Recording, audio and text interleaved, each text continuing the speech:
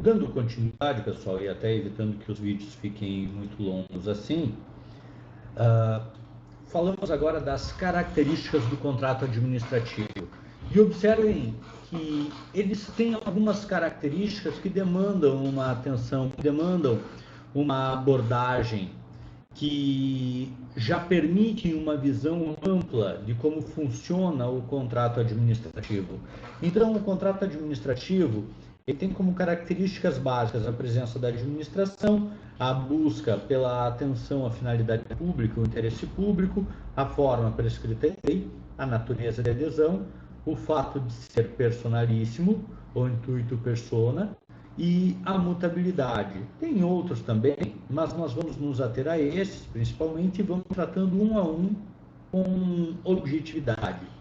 Então, primeiro ponto, primeira característica é o quê? É a presença da administração pública. Assim, desculpa, a simples presença da administração pública já torna o contrato administrativo? Não. Pessoal, o fato de ter a administração pública em um dos polos transforma o quê? Na possibilidade de termos um contrato envolvendo a administração pública. Só que eu lembro a vocês, a administração pública pode estar fazendo um contrato da administração, regido prioritariamente pelo direito privado. Ela pode estar indo contratar o fornecimento de água, o fornecimento de luz. Ela é uma consumidora nesse contexto. Então, aqui nós colocamos o quê? Que tem que ser a presença da administração pública naquela relação de superioridade. Nós temos a administração pública agindo enquanto administração pública, agindo enquanto Estado, em posição de hierarquia, em posição de superioridade, de supremacia, de verticalidade. É ela impondo as condições do negócio e não ela se sujeitando às condições de negócio. Então, a presença da administração pública, a relação de verticalidade, de supremacia perante o particular. Eu reitero, contratos da administração, contratos administrativos. Aqui nós tratamos de contratos administrativos.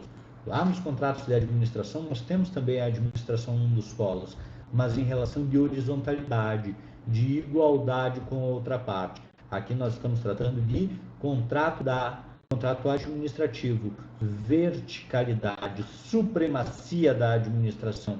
É ela que divulga que tem intenção de contratar, são os interessados que acorrem e apresentam suas propostas.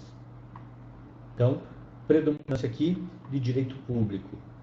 Primeira característica, portanto, presença da administração pública, agindo na condição de administração pública, com superioridade, com supremacia em relação ao particular.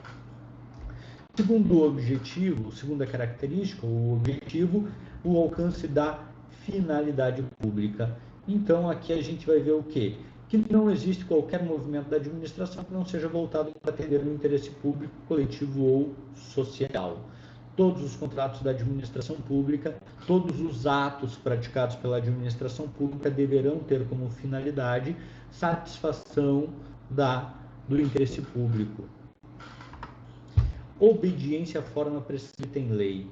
Pessoal, aqui não tem muito mistério. A base da administração pública, a base do agir da administração pública é o princípio da legalidade, que está lá escrito no artigo 37 caput da Constituição. Basicamente, a administração não pode se desviar do princípio da legalidade. A administração pública só pode fazer aquilo que está na lei. E aí nós vamos buscar, como tópicos dentro desta obediência à forma prescrita em lei, o que está disposto no artigo 60 da Lei de Licitações e Contratos, no seu parágrafo único, para começarmos. Então, primeira característica aqui dentro da forma prescrita em lei, ser lavrado em repartições públicas quando não escriturados publicamente. E olha o que diz o artigo 60 sobre isso. Os contratos e seus aditamentos serão lavrados nas repartições interessadas, no local onde está, na entidade ou órgão onde está se celebrando a licitação. É ali que será lavrado. Então, os contratos e seus aditamentos serão lavrados nas repartições interessadas, as quais manterão arquivo cronológico dos seus autógrafos e registro sistemático do seu extrato, salvo os relativos a direitos reais sobre imóveis que se formalizam por instrumento lavrado em cartório de notas.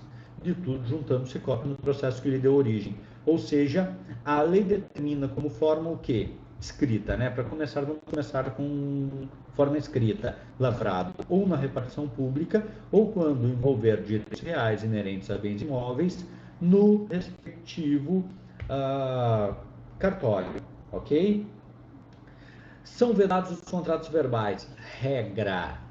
A regra é o quê? Que a administração pública celebre os contratos obedecendo a forma escrita, até para permitir fiscalização, para permitir amplo controle, para, enfim, dar uma publicidade e dar uma eficiência e uma transparência maior.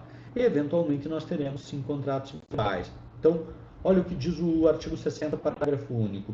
É nulo e de nenhum efeito o contrato verbal com a administração, salvo de pequenas compras de pronto pagamento, assim entendidas aquelas de valor não superior a 5% do limite estabelecido no artigo 23, inciso 2º, a linha A desta lei. Pessoal, tomem muito cuidado. Quem for para a lei de licitações e encontrar os valores que estão lá, sempre tem que atentar ao fato de que houve em 2018 o decreto 94/12 de 18 de junho que alterou aqueles valores.